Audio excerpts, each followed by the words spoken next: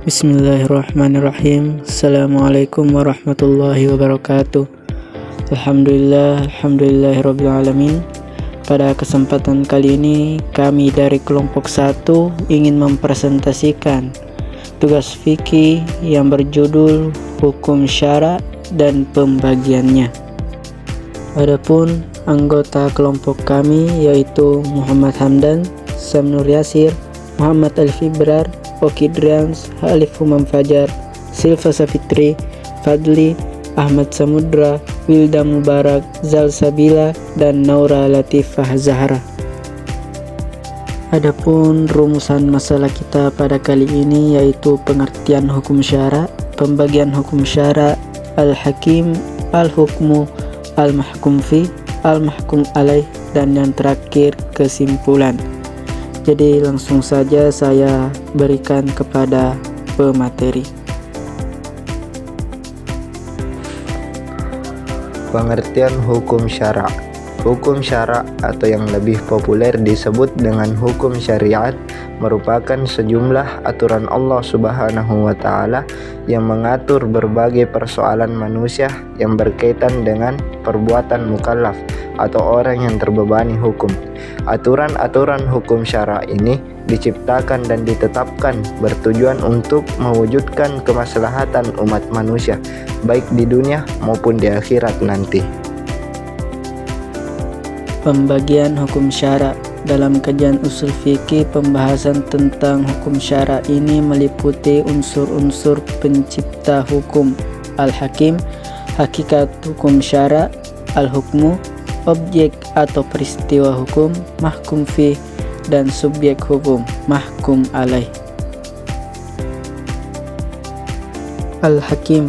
Para ulama sependapat bahwa sumber hukum syariat bagi semua perbuatan mukallaf adalah Allah Subhanahu wa Ta'ala. Hukum-hukum ini diberikan Allah ada kalanya secara langsung berupa nas-nas yang diwahyukan kepada Rasulnya, dan ada kalanya dengan perantara petunjuk yang diberikan kepada ulama mujtahid untuk mengistimbatkan hukum terhadap perbuatan mukallaf dengan bantuan dalil-dalil dan tanda-tanda yang disyariatkan. Al-hukmu. Hukum menurut bahasa adalah menetapkan sesuatu terhadap sesuatu. Definisi hukum secara istilah menurut Muhammad Abu Zahra adalah hukum itu adalah tuntutan syar'i atau seruan Allah Subhanahu wa Ta'ala yang berkaitan dengan perbuatan orang mukallaf, baik sifatnya mengandung perintah maupun larangan, adanya pilihan atau tanda sesuatu yang dikaitkan dengan sebab atau hal yang menghalangi adanya sesuatu. Memahami hukum-hukum syara adalah kewajiban bagi setiap muslim. Hal ini dikarenakan hukum-hukum syara membuat aturan-aturan yang berkaitan dengan perbuatan dan tingkah laku manusia dalam kehidupan praktis mereka, baik berkaitan dengan berbagai perintah maupun larangan-larangan yang tidak boleh dilanggar. Hukum ada dua macam, yaitu yang pertama hukum taklifi dan yang kedua hukum wad'i. Yang pertama hukum taklifi. Hukum taklifi adalah hukum yang mengandung tuntutan untuk mengerjakan dengan tuntutan pasti, tuntutan untuk mengerjakan dengan tuntutan tidak pasti, tuntutan untuk meninggalkan dengan tuntutan pasti, tuntutan untuk meninggalkan dengan tuntutan tidak pasti, tuntutan untuk memilih mengerjakan atau meninggalkan. Al-hukmu. Menurut jumhur ulama, hukum taklifi ada 5, yaitu yang pertama al-ijab atau wajib, hukum yang mengandung tuntutan untuk mengerjakan dengan tuntutan pasti. Contoh, dan dirikanlah sholat, tunaikanlah zakat, dan rukuklah beserta orang-orang yang merukuk.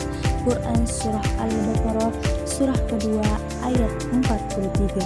Yang kedua an-nadb atau sunnah, hukum yang mengandung tuntutan untuk mengerjakan dengan tuntutan tidak pasti.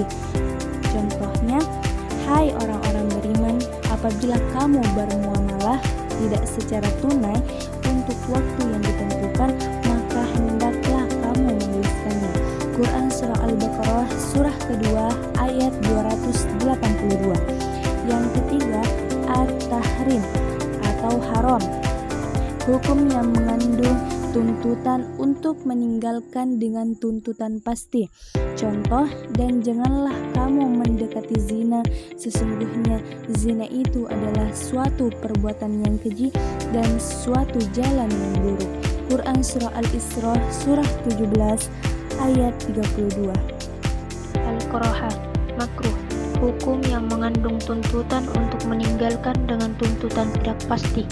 Contoh, hai orang-orang yang beriman, janganlah kamu menanyakan kepada nabimu hal-hal yang jika diterangkan kepadamu akan menyusahkan kamu. Quran Surah Al-Maidah ayat 101.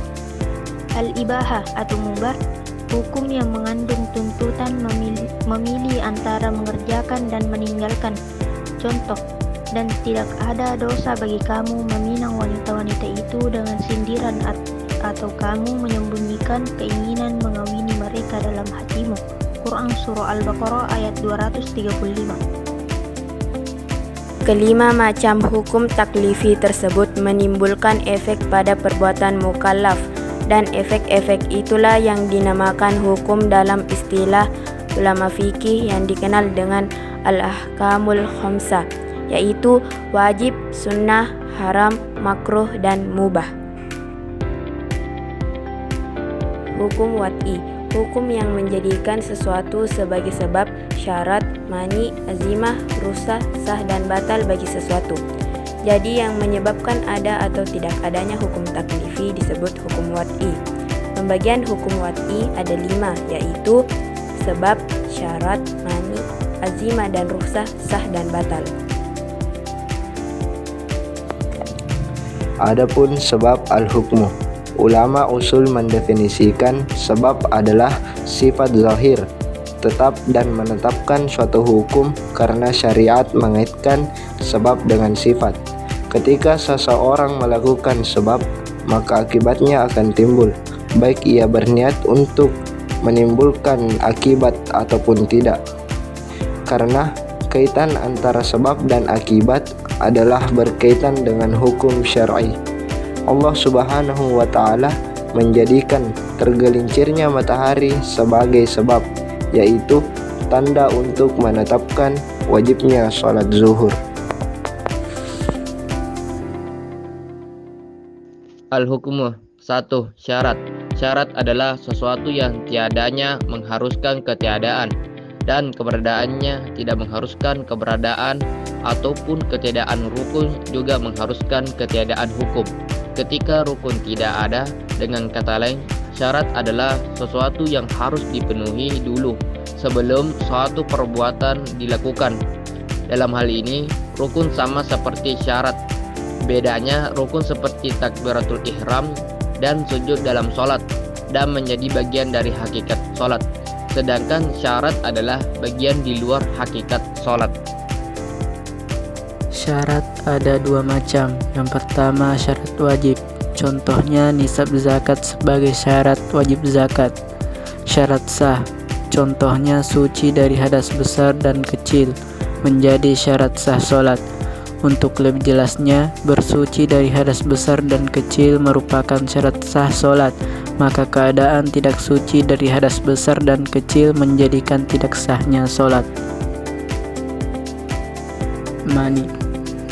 Mani atau penghalang adalah sifat zahir yang pasti, yang menghalangi tetapnya hukum, atau dengan istilah lain sesuatu yang mengharuskan tidak adanya hukum atau batalnya sebab. Mani terbagi menjadi 2 macam. Yang pertama, mani terhadap hukum, yaitu sesuatu yang ditetapkan oleh syariat yang menjadi penghalang bagi hukum. Contohnya haid bagi wanita yang menjadi mani atau penghalang untuk melaksanakan sholat. Yang kedua, mani terhadap sebab, yaitu suatu penghalang yang ditetapkan oleh syariat yang menjadi penghalang berfungsinya sebab. Contohnya berhutang menjadi mani atau penghalang wajibnya zakat pada harta yang dimiliki. Azimah dan rukhsah. Azimah adalah hukum yang berkaitan dengan perbuatan mukallaf tanpa adanya uzur. Contohnya kewajiban sholat 5 waktu sejak semula dan berlaku untuk setiap mukallaf dalam berbagai keadaan. Kewajiban meninggalkan haram makan bangkai dan darah sebagai yang disyariatkan sejak semula dan berlaku untuk setiap mukallaf dalam berbagai keadaan.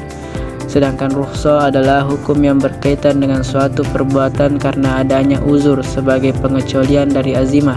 Contoh, sholat bagi seorang musafir, memakan daging binatang buas dalam keadaan terpaksa. Sah dan batal. Sah dan batal adalah suatu yang dituntut oleh Allah dari para mukallaf berupa perbuatan dan apa yang ditetapkannya untuk mereka berupa syarat dan sebab. Apabila mukallaf melaksanakannya, terkadang menghukuminya sah dan terkadang menghukuminya tidak sah sebab dan syarat tersebut. Mahkum fi yang dijelaskan dengan mahkum fi seperti dijelaskan oleh Abdul Akrim Zaidan adalah perbuatan orang mukallaf yang berkaitan dengan hukum syarah. Dalam pandangan Muhammad Zahra bahwa esensi mahkum fi itu adalah berkenan dengan objek hukum yang berkaitan dengan perbuatan mukallaf, baik kaitannya dengan tuntutan untuk perbuatan perintah, tuntutan untuk meninggalkan larangan maupun pilihan. Mahkum alaih. Yang dimaksud dengan mahkum alaih ialah orang mukallaf yang dibebani hukum syara atau disebut subjek hukum. Kesimpulan, memahami hukum syar'i merupakan kewajiban setiap muslim, baik laki-laki maupun perempuan. Setiap muslim mendapat tanggung jawab untuk memikul beban hukum jika mereka sudah balik dan berakal. Adanya hukum tentu ada pembuat hukum. Dalam hal ini, pembuat hukum adalah Allah Subhanahu wa Ta'ala dan pelaksana hukum adalah mukallaf. Mungkin itu saja yang sempat kami sampaikan. Lebih dan kurangnya mohon dimaafkan. Hadanallahu ila sabilis salam. Assalamualaikum warahmatullahi wabarakatuh.